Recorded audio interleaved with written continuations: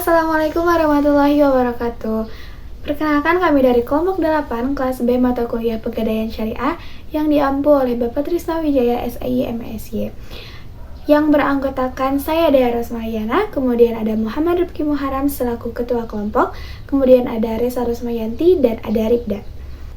Pada video kali ini, kami akan mempresentasikan hasil studi lapangan yang kami lakukan mengenai mekanisme pembiayaan Gadai Emas Syariah yang ada di BPRS HIK Parahyangan Kantor Cabang Kota Tasikmalaya.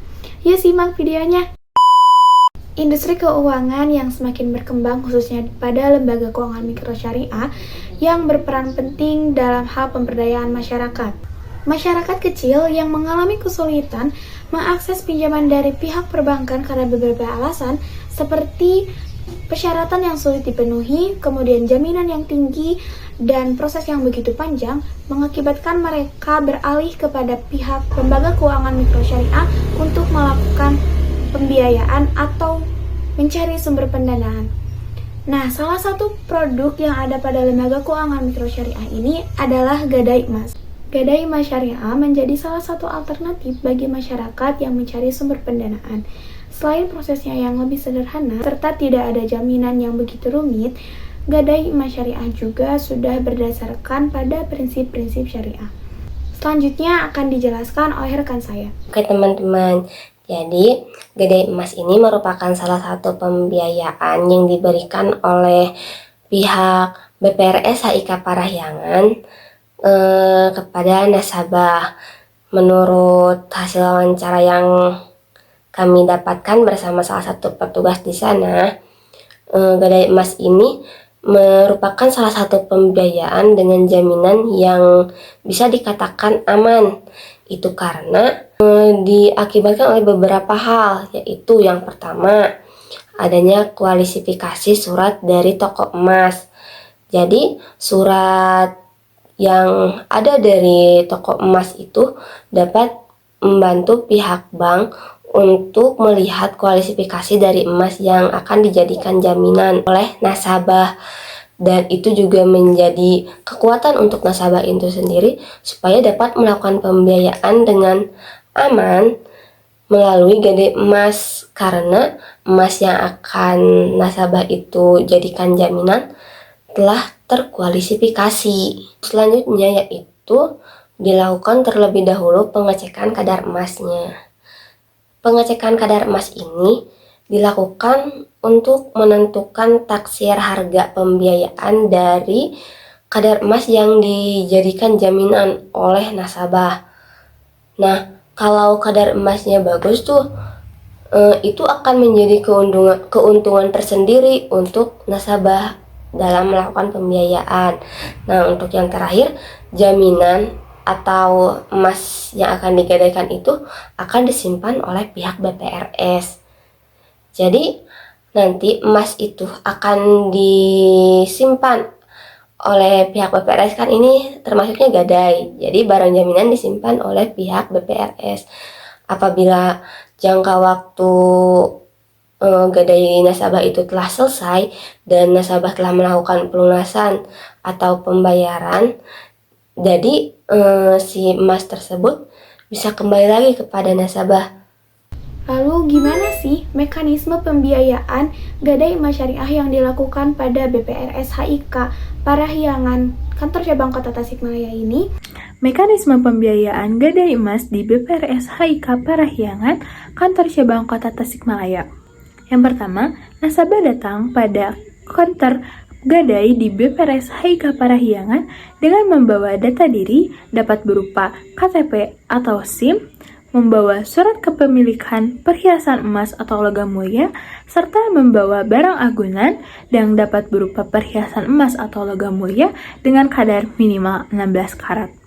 Selanjutnya, nasabah mengisi surat permohonan gadai yang dibantu oleh petugas gadai, kemudian nasabah memberikan barang agunan berupa perhiasan emas atau logam mulia kepada petugas gadai. Petugas melakukan pengecekan pada kelengkapan berkas dan mengecek kadar emas yang menjadi jaminannya. Setelah memeriksa, petugas gadai memberikan hasil perhitungan penaksiran yang didapat kepada nasabah untuk dilakukan pencairan. Kemudian, nasabah menentukan jangka waktu pembiayaan dengan kurun waktu 1-3 bulan atau tergantung keinginan nasabah. Apabila nasabah merasa cocok dengan hasil yang telah diberikan petugas gadai, maka tahap selanjutnya nasabah diberikan slip penarikan untuk menerima uang secara langsung dari hasil pencairan barang agunan yang diberikan. Tahap terakhir, nasabah mendatangi teller untuk melakukan perhitungan jumlah pencairan uang berdasarkan hasil penaksiran. Nah, nasabah mendapatkan uang di hari itu juga tanpa biaya administrasi. Contoh pencairan gadai emas. Nah, seorang nasabah ingin melakukan pencairan dengan membawa agunan berupa logam mulia. Kemudian, agunan yang dibawa oleh nasabah tersebut ditaksir oleh petugas untuk mendapatkan hasil taksirnya sehingga bisa mendapatkan hasil pencairan pembiayaan. Nah, hasil dari pemeriksaan penaksiran terhadap barang agunan tersebut, misalnya nilai penaksirannya pada bulan ini yaitu 90% dengan jumlah logam mulia yang digadaikan oleh nasabah tersebut sebesar 5 gram dengan harga emas per gramnya itu sebesar 900.000.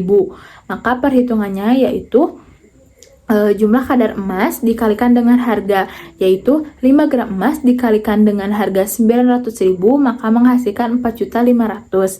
Dari 4.500.000 tersebut dikalikan dengan penaksiran yaitu sebesar 90%, maka jumlahnya yaitu 4.050.000. Sejumlah uang yang diterima nasabah dari agunan 5 gram emas logam mulia yaitu menghasilkan dengan harga 4.050.000. Sistem pelunasan gadai emas pada BPRS HIK Parahyangan Kantor Cabang Kota Tasikmalaya. Sistem pelunasan gadai emas pada BPRS HIK Parahyangan Kantor Cabang Kota Tasikmalaya berdasarkan hasil wawancara saya dari pihak BPRS tersebut. Jadi, nasabah dapat melakukan pelunasan gadai emas pada BPRS HIK Parahyangan Kantor Cabang Kota Tasikmalaya setelah jangka waktu 1 bulan. Jadi, sebelum melakukan pelunasan gadai emas, nasabah harus mengikuti beberapa langkah terlebih dahulu sebelum menebus barang jaminan tersebut. Nasabah datang pada konter layanan gadai BPRS HIK Parahyangan Kantor Cabang Kota Tasikmalaya dengan membawa surat bukti gadai yang telah diberikan oleh pihak BPRS pada saat melakukan transaksi gadai. Penaksir akan menghitung total dari pelunasan nasabah tersebut. Kemudian petugas dari pihak BPRS HIK Parahyangan Kantor Cabang Kota Tasikmalaya akan mengambil barang gadai dan surat bukti gadai. Nasabah kemudian melakukan penebusan barang gadai tersebut dengan mendata teller. Apabila telah melakukan pembayaran atau pelunasan gadai, maka nasabah dapat menerima kembali barang gadainya. Dalam proses pelunasan gadai emas pada BPRS HIK Parahyangan Kantor Cabang Kota Tasikmalaya. Jadi terdapat beberapa proses perhitungan total pelunasan. Apabila nasabah ingin melakukan pelunasan, maka akan dihitung berapa lama nasabah tersebut melakukan pembiayaan gadai. Periode pembiayaan gadai pada BPRS HIK Parahyangan Kantor Cabang Kota Tasikmalaya dihitung per bulan sesuai dengan kalender. Jadi setiap 1 bulannya nasabah dikenakan biaya pemeliharaan total 2% yang dihitung dari total barang jaminan yang akan dijamin. Meskipun seorang nasabah melakukan pelunasan gadai kurang dari 1 bulan, biaya pemeliharaan tetap dihitung 2% apabila nasabah ingin melakukan perpanjangan waktu gadai. Nasabah hanya cukup membayar biaya pemeliharaan. Jika seseorang nasabah ingin memperpanjang waktu gadai yang awalnya dari 3 bulan menjadi lebih, maka nasabah harus membayar biaya pemeliharaan sebesar 6% yang dihitung dari total barang jaminan. Ada beberapa contoh yang akan saya berikan untuk pelunasan gadai yang akan dilakukan apabila nasabah telah jatuh tempo. Jadi perhitungan biaya pemeliharaannya, biaya pemeliharaan sama dengan pokok pembiayaan kali pemeliharaan. Jadi biaya pemeliharaannya misal 4.050.000 kali 2% sama dengan 81.000. Jadi perhitungan pelunasan gadainya, pelunasan pokok sama dengan perhitungan plus biaya pemeliharaan. Otomatis pelunasan sama dengan 4.050.000 ditambah 81.000 dengan total 4.131.000.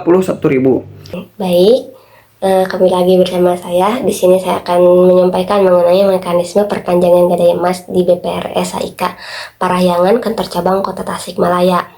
Dari hasil wawancara yang kami dapat bersama salah satu pihak BPRS HIK Parahyangan Kantor Cabang Kota Tasikmalaya, kami memperoleh informasi apabila nasabah belum mampu melakukan pelunasan pada saat waktu jatuh tempo, maka nasabah dapat melakukan perpanjangan. Mekanisme dari perpanjangan waktu itu, nasabah hanya cukup membayar biaya pemeliharaan atau biaya sewa dari gadai emas itu sendiri. Nah, untuk besar biaya pemeliharaannya itu seperti yang telah disampaikan sebelumnya, yaitu sebesar 2% selama jangka waktu 1 bulan. Nah, jadi kalau nasabah ingin menambah jangka waktu untuk pelunasan emas itu sendiri, berarti untuk bulan berikutnya nasabah melakukan penambahan 2%. Oke teman-teman, jadi berdasarkan penelitian yang sudah dilakukan, gadai emas syariah yang ada di BPRS HIK Parahyangan sudah mengikuti prinsip-prinsip syariah dengan transaksi yang melibatkan pemberian pinjaman, penitipan barang pinjaman, dan penetapan sewa tempat penyimpanan barang. BPRS HIK Parahyangan juga memiliki peran penting dalam menyediakan pembiayaan gadai emas syariah, memberikan akses cepat kepada masyarakat yang membutuhkan, serta mekanisme gadai emasnya yang begitu mudah, yang meliputi pengajuan pembiayaan, pengecekan kadar emas, penentuan jangka waktu pembiayaan, dan pencairan dana dengan biaya administrasi serta pemeliharaan yang ditanggung nasabah. Sistem pelunasan gadai emas di BPRS HIK Parahyangan juga memungkinkan nasabah untuk melunasi atau memperpanjang waktu gadai dengan membayar biaya pemeliharaan yang ditetapkan. Setelah dianalisis, semua kegiatan transaksi gadai emas syariah atau transaksi rahan di BPRS HIK Parahyangan sudah sesuai dengan Fatwa DSN MUI nomor 25 tentang rahan dan Fatwa DSN MUI nomor 26 tentang gadai emas syariah. Oke teman-teman, demikian penjelasan dari kelompok kami. Semoga apa yang kami sampaikan dapat bermanfaat untuk teman-teman semua. Terima kasih. Wassalamualaikum warahmatullahi wabarakatuh.